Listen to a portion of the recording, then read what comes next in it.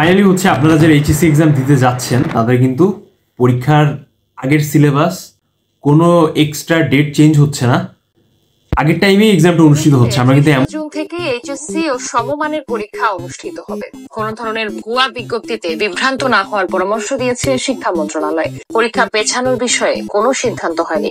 পরীক্ষা পেছানোর জন্য আন্দোলন এটা আসলে খুব একটা মেনে নেওয়ার মতো না। এটা আসলে শিক্ষার্থীরা আসলে পড়াশোনা করবে, টেবিলে থাকবে, তড়িঘড়ি করে কোনো সিদ্ধান্ত নেওয়াটা উচিত হবে না। আপনারা যারা 2024-এ এইচএসসি এক্সাম দিতে যাচ্ছেন তারা কিন্তু এই বিষয়টা জানেন যে আপনারা প্রিপারেশনের মোট 16 থেকে 17 মাস সময় পেলেন। 2 বছরের যে টাইম লাইনটা ছিল এইচএসসি পড়াশোনা করার ক্ষেত্রে, সো এর পরবর্তীতে আপনাদের অ্যাডমিশন টেস্টটি শুরু হতে যাচ্ছে ইউনিভার্সিটির জন্য। সো আজকের ভিডিওটিতে আমরা তো বেসিক বিষয় নিয়ে অলরেডি কথাবার্তা বললাম যে কী সমস্যার সম্মুখীন করছেন আপনারা, বাট সব থেকে গুরুত্বপূর্ণ যে কিছু বিষয় আছে যেটা আমি আপনাদের সাথে শেয়ার করতে যাচ্ছি, বিশেষ করে যারা গার্ডিয়ান আছেন, এইচএসসি এক্সাম যারা দিচ্ছে তাদের গার্ডিয়ান, তাদের উদ্দেশ্যে এই ভিডিওটি। পাশাপাশি হচ্ছে যে আপনারা যারা এইচএসসি এক্সাম দিচ্ছেন তাদের উদ্দেশ্যে এই ভিডিওটি খুব মনোযোগ দিয়ে পয়েন্টগুলো দেখবেন। শেষের পয়েন্টটি হচ্ছে সব থেকে বেশি গুরুত্বপূর্ণ। সো চলুন আমরা দেরি না করে ভিডিওটি শুরু করি। শুভেচ্ছা সবাইকে, আশা করি সবাই অনেক অনেক ভালো। রহমান বিজয় হচ্ছে আপনাদের সাথে।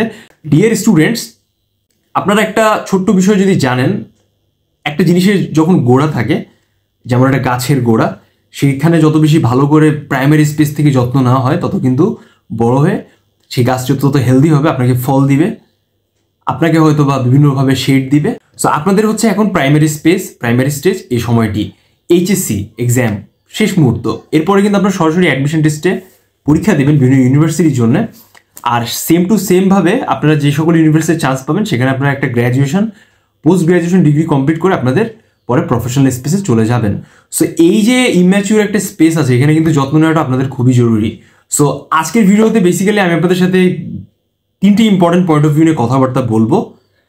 এই বিষয়ে তো আপনাদের জানতে হবে। পাশাপাশি আপনারা যারা এতদিন প্রিপারেশন নিয়েছেন বিভিন্ন জায়গায়, অনলাইন অফলাইনে, আপনাদের সবসময় একটা জিনিস মাথায় রাখতে হবে যে আপনাদের যদি 3টা বিষয় স্বয়ংসম্পূর্ণ না হয়, কিভাবে এগুলো আপনারা হয়তো অনেক ভালো করতে পারেন, এমন একটি ব্যাপার। সো চলুন আমরা বিষয়গুলো সম্পর্কে আগে জানি। প্রথম বিষয়টি হচ্ছে ডিস্ট্র্যাকশন, সেকেন্ড বিষয়টি হচ্ছে টাইম, এবং থার্ড বিষয়টি হচ্ছে সিলেবাস। আমি 3টা মূলত বিষয়ে ভাগ করেছি আপনাদের, কারণ আমি রিসেন্টলি অনেক নিউজ দেখলাম, বিশেষ করে যারা এইচএসসি পরীক্ষা দিবেন তাদের ভেতরে অনেক ডিস্ট্র্যাকশন রয়েছে আশেপাশে। আপনাদের তো এখন পড়ার টেবিলে থাকার কথা, তাই না? বাট আপনাদের ভেতরে অনেকে দেখা যাচ্ছে যে আন্দোলন করছে বিভিন্ন স্পেসে গিয়ে। আপনাদের হয়তো আরও 2 মাস সময় বাড়িয়ে দিলে হয়তো আপনারা অনেক ভালো কিছু করতে পারেন। সেম ওয়ে হচ্ছে আর একটু বিষয় বেশ কঠিন আর জটিল, যে এই যে টাইমটা আপনারা হয়তো বা 16 মাস টাইম পেয়েছেন। প্রিভিয়াস 2023 যারা এইচএসসি এক্সাম দিয়েছে তাদের সিলেবাসেই হয়তো আপনারা ফুল এক্সামটা দিতে যাচ্ছেন, বাট আপনারা পড়ার যে প্রপার টাইমটা আছে সেটা কিন্তু কমপ্লিট করতে পারেননি। নানাবিধ জটিলতা ছিল, উৎসব ছিল, ডিস্ট্র্যাকশন ছিল, সোশ্যাল ফিনোমেনন ছিল, অনেক জটিলতা ছিল। সো অন অ্যাভারেজ জায়গার দিক থেকে আমরা যদি খেয়াল করি, এখানে আপনারা যারা প্রিপারেশন নিয়ে পরীক্ষাটা দিচ্ছেন তারা কিন্তু প্রপার মনোযোগ দেওয়া তো দূরেই থাক, টাইম ম্যানেজমেন্ট কিন্তু আপনাদের ভালো হয়নি। একটা জিনিস খুব সিম্পলি যদি চিন্তা করা হয় যে আপনাদের 2 বছরের পড়াশোনা, তার ভেতরে সিলেবাস যা যা আছে সেটা কিন্তু 2 বছরের কারিকুলাম অনুযায়ী সাজানো, বাট আপনারা যদি 16 মাসে সেটা শেষ করেন, জিনিসটা কেমন হয়ে যাবে? 6 মাসের তো পড়াশোনা একটা গ্যাপ থেকেই যায়, তাই না? আমরা কিন্তু এটা বরাবরই দেখে থাকি। এরপরে অনেক স্টুডেন্ট থাকে যারা শেষ মুহূর্তে পড়াশোনা করে, অনেক ভালো লেভেলে পড়াশোনা করে এক্সাম দিতে ট্রাই করে, তারপর কন্টিনিউয়াসলি বেসিসে যে পড়াশোনা করার যে একটা প্রসেস, এটা সবাই করে না। যারা এসএসসি শেষ করে সবেমাত্র এইচএসসিতে উঠে তাদের ভেতর কিন্তু স্টাডির একটা হিউজ গ্যাপ থাকে।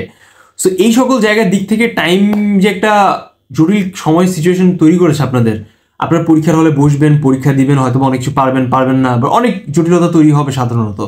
সো এই সকল জায়গার দিক থেকে আসলে কীভাবে কী করা উচিত বা কী বিষয়টা আসলে ফেস এক্সাক্ট ওয়েতে করলে আপনারা পরবর্তীতে হয়তো ইউনিভার্সিটিতে খুব ভালো লেভেলে একটা স্কোর নিয়ে চান্স পেতে পারেন, এমন কিন্তু কোয়েশ্চেন থেকেই যায়। বা এটারও কিন্তু চিন্তা ভাবনা করাটা একটু জরুরি, কারণ সবাই কিন্তু সিলেবাস কমপ্লিট করতে পারেনি, অনেক হিউজ পরিমাণ পড়াশোনা। পাশাপাশি হচ্ছে আপনারা যারা পরীক্ষা দিচ্ছেন তাদের ভেতরে কিন্তু সবার প্রিপারেশন লেভেল কিন্তু একরকম না, সবাই কিন্তু একরকম মেধাবী না।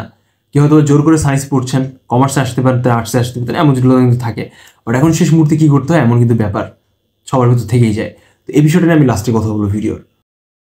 একটা কমপ্লিট কোয়েশ্চেন আপনাদের সাথে ছুড়ে দিচ্ছি যে আপনারা যারা সিলেবাস নিয়ে পড়াশোনাটা করেছেন তাদের ভেতর কতজনের কমপ্লিট হয়েছে সিলেবাস, কমেন্ট বক্সে অবশ্যই জানাবেন। শেষ মুহূর্তে হয়তো আপনার প্রিপারেশন নিচ্ছেন, একদম ফাইনালাইজ প্রিপারেশন বিভিন্ন জায়গা থেকে হয়তো short note, coaching centre, online অফলাইনে পড়াশোনা করে কিন্তু একটা কমপ্লিট বিষয় আপনারা জেনেছেন। সো এই সকল বিষয়ের উপর বেস করে আপনারা এখন হয়তো মনে মনে ভাবতেছেন যে এখন শেষ মুহূর্তে লাস্ট উইক 10 days 5 days একটা কমপ্লিট প্রিপারেশন আসলে কীভাবে নেওয়া যায়। তো আপনারা সোশ্যাল মিডিয়া অনেক জায়গা থেকে অনেক কিছু দেখতেছেন, নতুন করে যেটা পড়তেছেন সেটা কি আপনারা মনে রাখতে পারবেন কিনা, এমন নানাবিধ জটিলতা কিন্তু আমরা সাধারণত দেখে থাকি। তো এই সকল অন অ্যাভারেজ বিষয়ের উপর বেস করে what should you do, what should be your next step, এমন কিন্তু কমন ব্যাপার সবার ভিতর থেকে যায়। তো এই সকল জায়গার দিক থেকে আমি একটা কথাই বলবো যে দেখেন, আপনারা অলরেডি এইচএসসি এক্সাম দিচ্ছেন, নতুন কোনো ট্র্যাপে পড়া, নতুন কোনো জিনিস এক্সট্রা করে পড়া, এটার থেকে সব থেকে বেস্ট হয় আপনি যেটা পড়েছেন ইতিমধ্যে সেটাকে বারবার করে ঝালাই দেওয়া, যেটা ইম্পর্টেন্ট বেশি, যেই চ্যাপ্টার ইম্পর্টেন্ট বেশি সে বিষয়গুলোকে বারবার করে রিভাইজ করা। এখন নতুন করে পড়ার কিন্তু আপনাদের কোনো সময় নাই, অলরেডি আপনারা যে সময়টা পার করেছেন সেটা চলে গিয়েছে। এবার আসে এই তিনটা বিষয়ের ক্যালকুলেশন, যেটাকে আমরা তিনটা কম্বাইন করলে সিচুয়েশন আসে আপনাদের বর্তমান সেই সিচুয়েশন। একটা হচ্ছে মানসিক সিচুয়েশন আর একটা হচ্ছে সামাজিক সিচুয়েশন। তো এই যে বিষয় দুটো আছে এটাকে আপনারা কীভাবে মোকাবেলা করবেন এবং পরবর্তীতে আপনারা যখন অ্যাডমিশন টেস্ট চাইবেন তখন কীভাবে এটাকে হ্যান্ডেল করাটা উচিত, এমন কিন্তু কমন ব্যাপার আমরা সাধারণত দেখে থাকি। তো এটার উদ্দেশ্যে আমি একটা কথাই বলবো, আমার অলরেডি একটা কমপ্লিট ভিডিও এর উপর আপলোড করা আছে, আপনারা সরাসরি যদি লিঙ্ক থেকে ডিসক্রিপশন থেকে এই ভিডিওটা দেখেন আপনারা কিন্তু প্রপার একটা কমপ্লিট ধারণা পাবেন। দেখেন, সবার মেধা একরকম নয়, সবাই একরকম মেধাবী নয়। কেউ হয়তো বা সায়েন্সের ফিজিক্সে ভালো, কেমিস্ট্রিতে ভালো, বায়োলজিতে ভালো না, আবার কেউ বায়োলজিতে ইংলিশে ভালো, ফিজিক্স কেমিস্ট্রিতে ভালো না। কমার্সে আর্টসেও সেম বিষয় কিন্তু সাধারণত দেখা যায়। কিছু কমন সাবজেক্ট থাকে যেমন বাংলা, ইংলিশ, নানাবিধ বিষয়। আবার আপনাদের ভিতর অনেকে ব্যাক বেঞ্চের স্টুডেন্ট থাকেন যারা শেষ মুহূর্তে প্রিপারেশন নিচ্ছেন আর 6-7 মাসে ভাবতেছেন যে একটা ভালো প্রিপারেশনে পরীক্ষা দিয়ে হয়তো একটা ভালো মোটামুটি রেজাল্ট করবেন, দেন অ্যাডমিশন টেস্টটি দিবেন। কিন্তু আপনারা যদি নোটিস করেন এই যে অ্যাডমিশন টেস্টটি অনুষ্ঠিত হয় এখানে কিন্তু যে সকল জায়গায় স্বতন্ত্র ইউনিভার্সিটি এক্সাম হয় সেখানে কিন্তু সরাসরি এসএসসি প্লাস এইচএসসি যে স্কোরটা আছে এটা কিন্তু খুব ভালোভাবে কাউন্ট করে। একটা নির্ধারিত নাম্বার 20% মার্কস, 30% মার্কস কিন্তু আমরা সেখানে দেখি সচরাচর কাউন্ট করে থাকে। সো এই সকল জায়গার দিক থেকে আলটিমেটলি আপনারা যারা লাস্টের দিকে প্রিপারেশন নিচ্ছেন তারা আসলে কীভাবে সিচুয়েশনটিকে ম্যানেজ করবেন এমন কিন্তু কমন ব্যাপার থেকে যায়। এই জন্য একটু হোক যাই হোক না কেন আপনাদের এইচএসসি এক্সাম হলো ভালো করতে হবে। এই যে প্র্যাকটিস প্রিপারেশন প্রস্তুতি যাই বলি না কেন আছে এটা কিন্তু কমপ্লিট না হলে কিন্তু ভালো একটা লেভেলে আউটকাম আপনারা দিতে পারবেন না অ্যাডমিশন টেস্টে। পাশাপাশি আপনারা এইচএসসি এইচএসসিতে যা পড়াশোনা করেছেন সেটা কিন্তু আপনাদের বেস হিসেবে কাজ করে, যেটা আপনারা পরবর্তীতে অ্যাডমিশন টেস্টে একটু হলেও সাপোর্ট পাবেন। অ্যাডমিশন টেস্টে প্রিপারেশন টাইম অনেক শর্ট।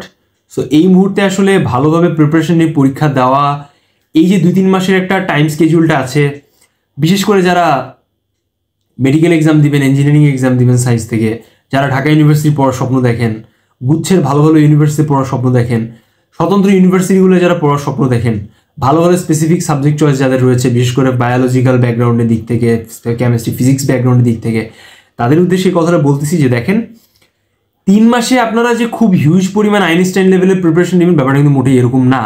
আপনারা ইতিমধ্যে যা শিখে এসেছেন সেটাকে আরেকটু ডাইভার্টস করে প্রিভিয়াস কোয়েশ্চেন সবচেয়ে সলভ করে একটা কমপ্লিট প্রিপারেশন নিতে হয় এমন একটা ব্যাপার কিন্তু সচরাচর দেখা যায়। কিন্তু most of the student recently যেটা দেখা যায় যে বিভিন্নভাবে তাদের সময়টা নষ্ট করে এবং এক্সামের 6 থেকে 7 মাস আগে একটা কমপ্লিট প্রিপারেশন নেওয়ার ট্রাই করে। মানে আপনি 13 মাসের পড়াশোনা 7 মাসে কমপ্লিট করতেছেন, তার উপর তো আপনারা আরও 16 মাস টাইম পাচ্ছেন। মানে আপনারা 9 মাস তো সময় ওয়েস্ট করেছেন, প্লাস 7 মাসে আপনি ট্রাই করতেছেন যে এইচএসসির যে 2 বছরের পড়াশোনা আছে সেটাকে কমপ্লিট করে পরীক্ষা দেওয়ার জন্য। তো গজাইমিল হয়ে যায়, জগা খিচুড়ি হয়ে যায়। এইসব মুহূর্তে আসলে পরীক্ষাটা কেমন হয় এটা তো খুব কমন একটা সিম্পল ব্যাপার যে আসলে এই যে কমপ্লেক্স সিচুয়েশন আছে বা জটিল অবস্থাটা আছে এটাকে মেনটেনেন্স করে আসলে এক্সাম দেওয়াটা কীভাবে কী করতে হবে, কোথায় কীভাবে অ্যাডজাস্ট করে সব কিছু ম্যানেজ করে দ্বিধাদ্বন্দ্ব বাদ দিয়ে আসলে ভালোভাবে অ্যাডমিশন টেস্টের জন্য প্রিপারেশন নিতে হবে, এটার বিষয় আসলে কীভাবে কাজ করে। তো এই জন্য আমি আপনাদের জন্য মোট 3টা বিষয়টা বিশ্লেষণ করবো যে দেখেন, আপনারা এক্সাম দেন, অ্যাডমিশন টাইমে আপনাদের অনেক বাজে একটা প্রেশার যাবে। প্রথম যে পয়েন্ট হচ্ছে বাজে একটা প্রেশার যাবে, মেন্টাল প্রেশার। আপনি অনেক হতাশ হবেন, চান্স পাবেন আবার চান্স পাবেন না।